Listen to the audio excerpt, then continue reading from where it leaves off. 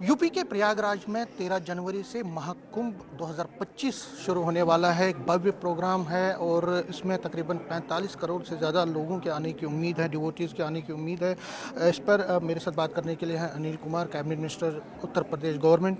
Sir, news 18 से बात करने के लिए आपका धन्यवाद है। सबसे पहले इस महाकुंभ के बारे में आप अगर थोड़ा हमारे दर्शकों को बताएं कि कितना, कब से शुरू होगा, कब तक है, कितने कितने लोगों के एक्सपेक्टेशन, अरेंजमेंट्स क्या क्या हैं? देखिए, ये 13 जनवरी से स्टार्ट हो रहा है और लास्ट इसमें 26 फरवरी को आखिरी स्नान होगा। और एक ये बड़ा कार्यक्रम है और इसमें जो श्रद्धालु होते हैं, जो उनको मानने वाले लोग हैं, वो देश दुनिया से सारे कहीं से आते हैं। एक बड़ा जो एनालिसिस सरकार ने कराया है, लगभग इस बार इस महाकुंभ में जो ये आयोजित हो रहा है, एक बड़ा महाकुंभ आयोजित होने जा रहा है। इसमें लगता है कि 45 करोड़ के आसपास संख्या इस बार श्रद्धालुओं की रह सकती है। हालांकि इससे पहले भी सरकार ने इसका अरेंजमेंट किया था 2019 में अर्धकुंभ। 2019 में कितने लोग आए थे? 2019 में सही आंकड़ा तो नहीं, लेकिन इससे कम आए थे, क्योंकि कुंभ की मान्यता ज़्यादा है। अर्धकुंभ 6 साल में एक बार होता है और महाकुंभ 12 साल में एक बार होता है। तो ये प्रयागराज में होता है, जहाँ विशेषता ये है कि गंगा, यमुना और सरस्वती 3 प्रमुख नदियां हैं जिनकी धार्मिक रूप से एक बड़ी मान्यता है। और वो तीनों नदी वहाँ जाकर मिलती हैं, वहाँ एक संगम होता है।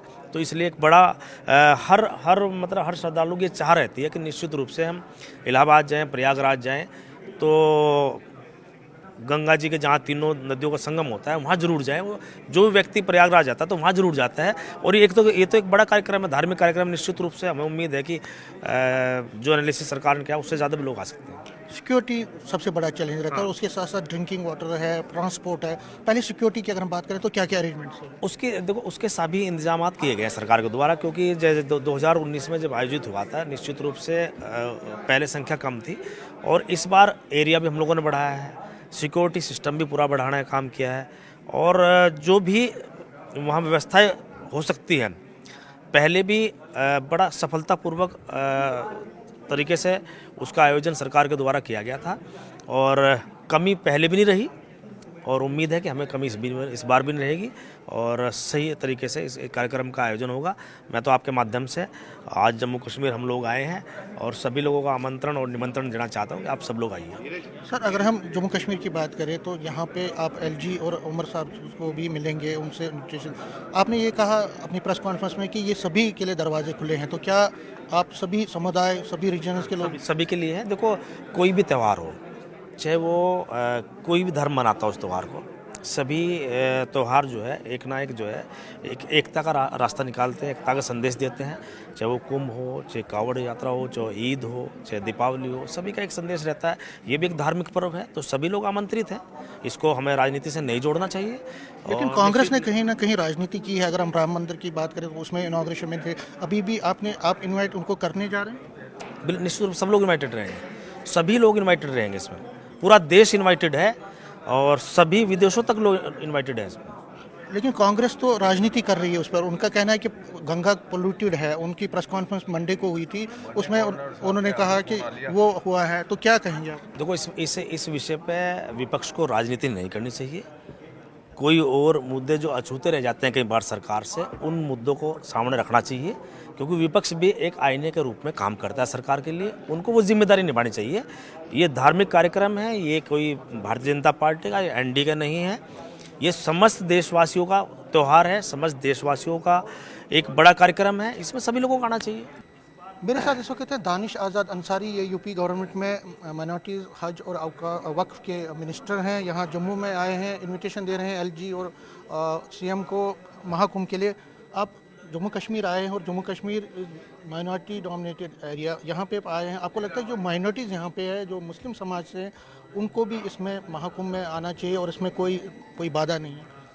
देखिए, हमारा जो भारत देश है, ये अलग अलग धर्मों का, अलग अलग जातियों का, अलग अलग पंथ का, अलग अलग मज़हब का, अलग अलग मान्यताओं को मानने वाला देश है।